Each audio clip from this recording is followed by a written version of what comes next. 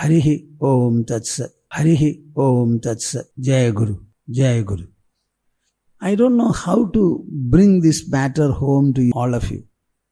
Our mind is the most important factor in our life. We get up because of our mind. We see not because of the eyes alone, but because of the mind which makes the eye see. We eat, we sleep. Everything is done because of the mind. Will you please understand this? So mind is the foundation of our life, the superstructure of our life. Everything is mind. It is in the mind level that we want all kind of improvement and benefit.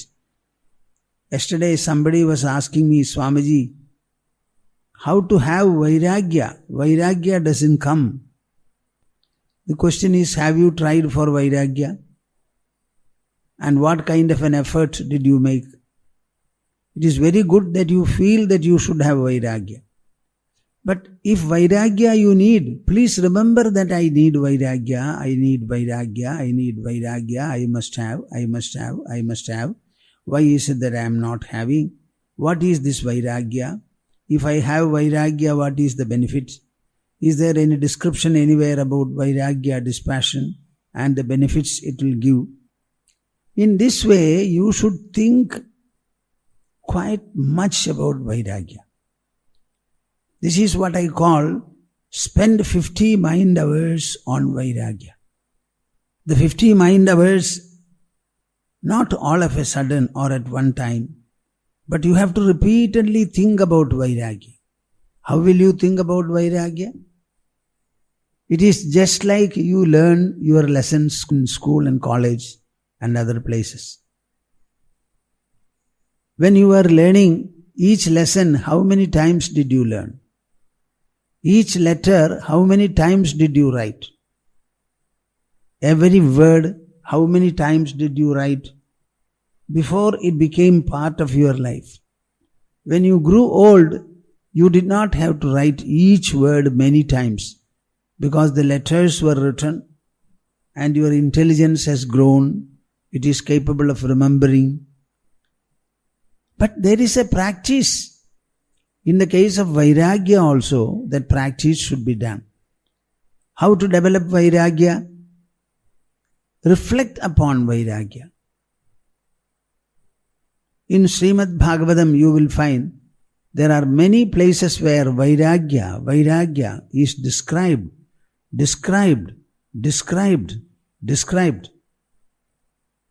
One important verse which I like very much from Srimad Bhagavatam on Vairagya is, Shuka Maharshi says that the people who know sufficiently much about God, about the soul, about jnana, about liberation, they are called either scholars or knowers.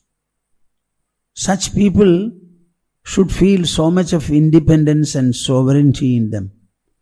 They should never depend upon anybody. They should never go before the rich and start begging. Suppose there is a person who reads Srimad Bhagavatam.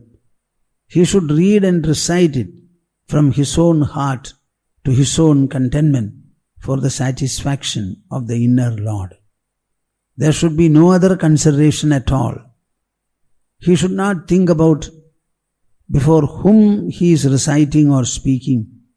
What will people think? Can I say this? Can I not say that? This kind of a consideration should not be there. And then he speaks a verse. It is a verse on the zenith and nectar of Vairagya. Chirani kim pathina santi dishanti bhiksham Naivanghripah parabhrutas saravopyashushyan Ruddha guha kimajito vadinopasannan Kasmat bhajanti kavayo dhanadurmadanthan. You know, I can recite this verse in the whole of my life. What does it say? Kasmat bhajanti kavayo dhanadurmadanthan. Kavaiha means the wise people. Kasmad, for what reason? Dhanadurmadanthan bhajanti.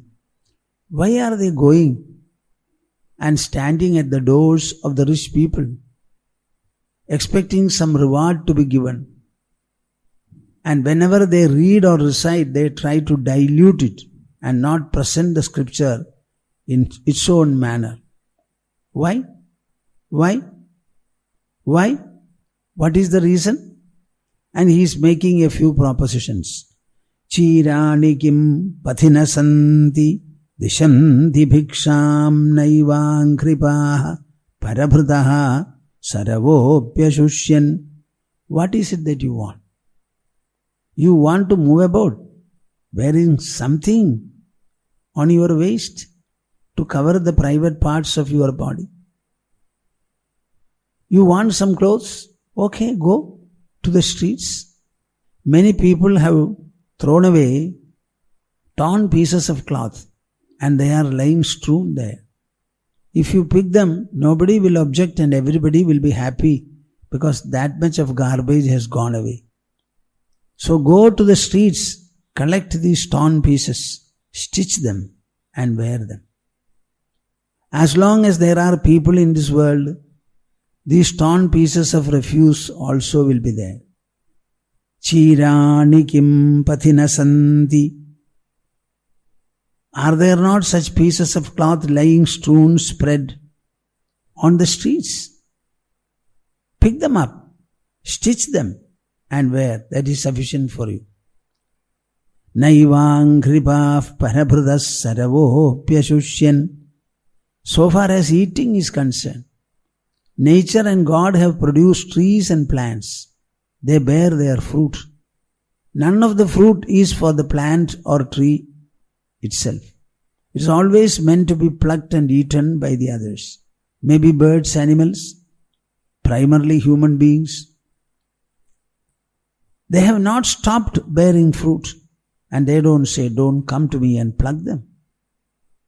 They are bearing the fruits and offering them with open hands. Come and take in any manner you like. I shall be happy. Even if you don't take, I will drop it below.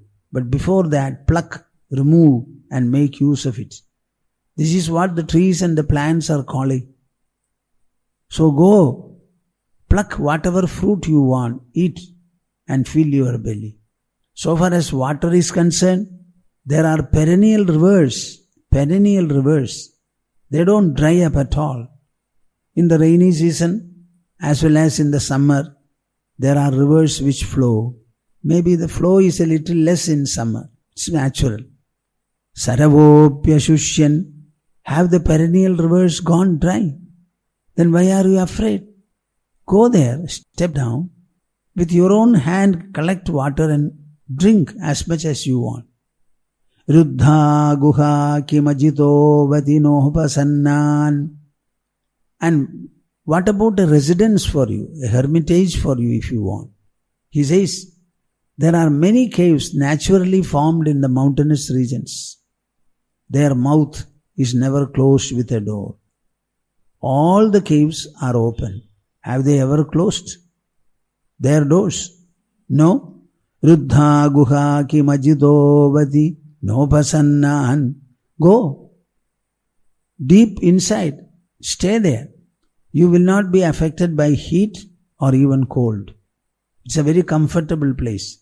As long as the mouth of the caves is not closed, why are you worried about a residence? Forget everything. Ajito vadinopasannan. There is a great Lord, all protector, all invincible, ever ready, always kind. That unconquerable Lord, unsubduable Lord, has He ever said that? All of you come and take refuge under me. I am overloaded, overcrowded. My hands are full, so I will not be able to do.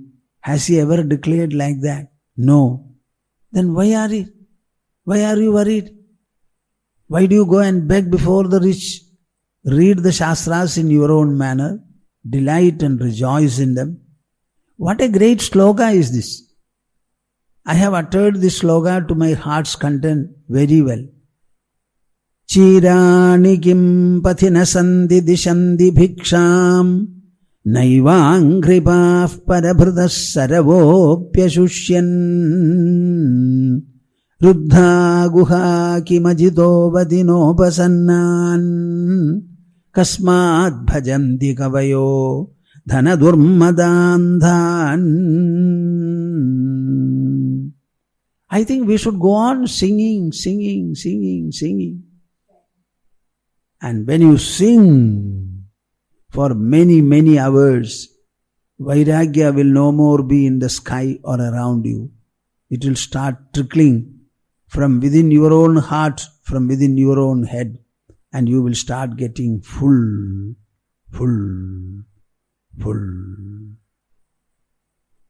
Vairagya, any other quality for that matter, virtue for that matter, is to be practiced. You have to install it in your mind. So a mind effort is required to install these virtues in us. Alas, nobody understands this. Nobody tries this. That is my grief and torment. Everything can be cultivated. There is nothing uncultivable. But that effort should be there. It is not physical. It is mental. It is inward. Harihi Om Tat Sat. Jai Guru.